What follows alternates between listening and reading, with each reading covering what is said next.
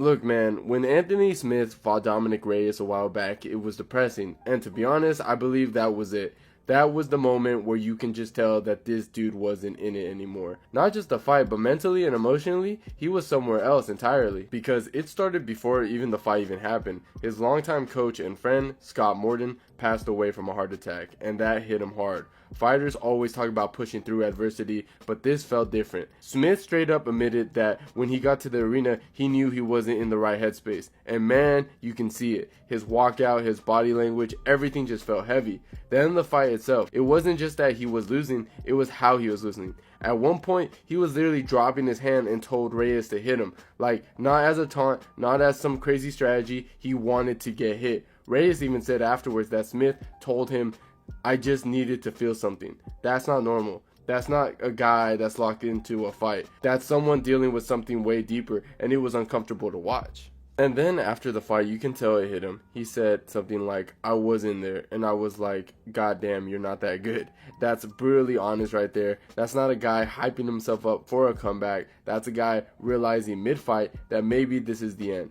And when Dana White came out after and basically said that he should probably retire, it kind of sealed the deal. And man, by that point, I really thought that was it. Like, Smith was done. He had nothing left to give, and honestly, you could see it coming.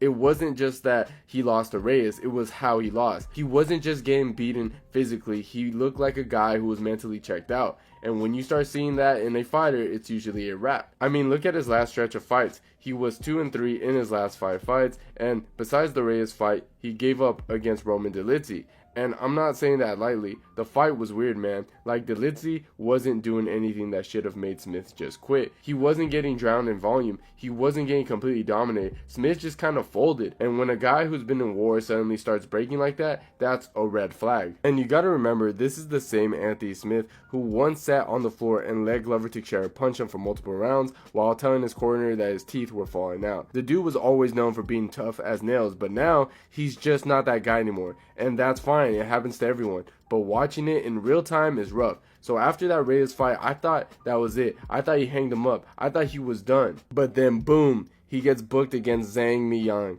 and my first reaction was just like, why? Like, at this point, what is he even fighting for? What's left to prove? The guy has been in the game forever. He's had his big fights. He made his money. Why keep going if mentally it looks like he's already out the door? It's one of the things to keep fighting when you're still competitive. But when you're looking like that, what's the point? And honestly, that's when I start wondering if this was just him refusing to let go. You see it all the time in combat sports. Fighters who don't know when to walk away, who keep taking fights even when they clearly don't have it anymore. And sometimes it's not even about the money. It's about identity. When you've been a fighter your entire life, when you've spent years getting locked in that cage and going into war, it's hard to just stop. It's like, who am I if I'm not fighting? But man, going into the Zhang fight, it really feels like we're on borrowed time with Anthony Smith. And listen, man, Zhang is a monster. The dude is a serious problem for Anthony Smith. We're talking about a guy who's been quietly racking up knockouts, starching dudes left and right, and now he's stepping into the biggest fight of his career.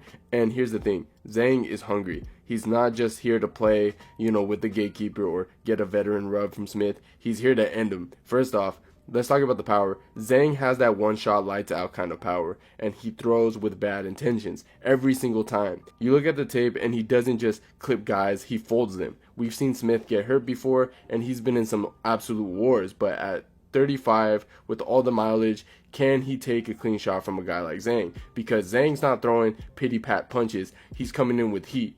And then there's the speed. Zhang's a big dude, but he moves fast. He's got that explosive in and out footwork, and he doesn't just stand in the pocket waiting to get countered. He knows how to create angles, set traps, and explodes in one shot. Smith is tough, but he's also a little flat-footed at times. If Zhang can keep him guessing and make him hesitate, he's going to find those openings. On top of that, let's not act like Smith is invincible in the grappling department. Yeah, he has a black belt, and yeah, he's got some slick submissions, but Zhang isn't some clueless brawler. He's got real grappling game too. If this turns into a dogfight, Zhang has the ability to keep it standing or punish Smith on the ground as it goes down.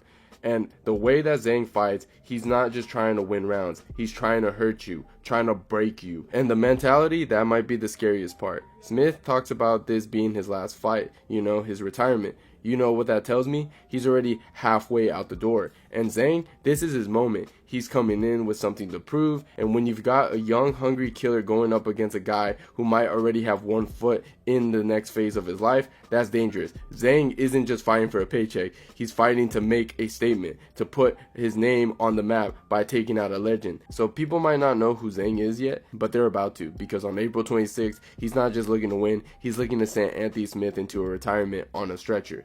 Now, you're probably asking, can Anthony Smith win this?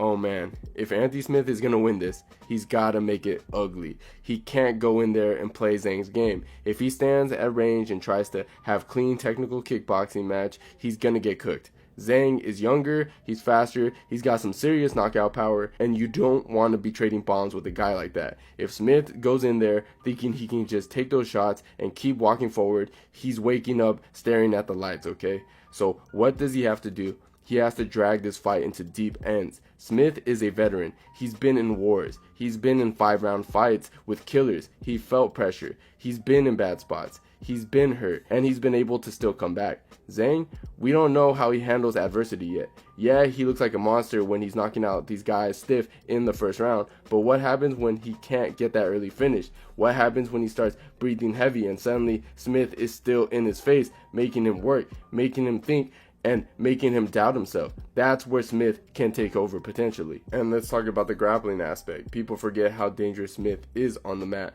This is a guy who's got real submissions, he choked out tough guys, he snatched up necks, and he doesn't need a perfect setup to do it. If he can get Zhang into a scramble, if he can drag him down into a messy exchange, Zhang is going to panic, and that's where Smith can thrive. He's the type of dude who will take a couple of punches just to grip on your wrist, shift his hips, and suddenly you're in a choke wondering how the hell that happened. But here's the thing, Smith can't let Zhang dictate the pace early. He needs to survive the storm, wear on him, slow him down, and then start pushing forward. The later this fight goes, the more it favors Smith.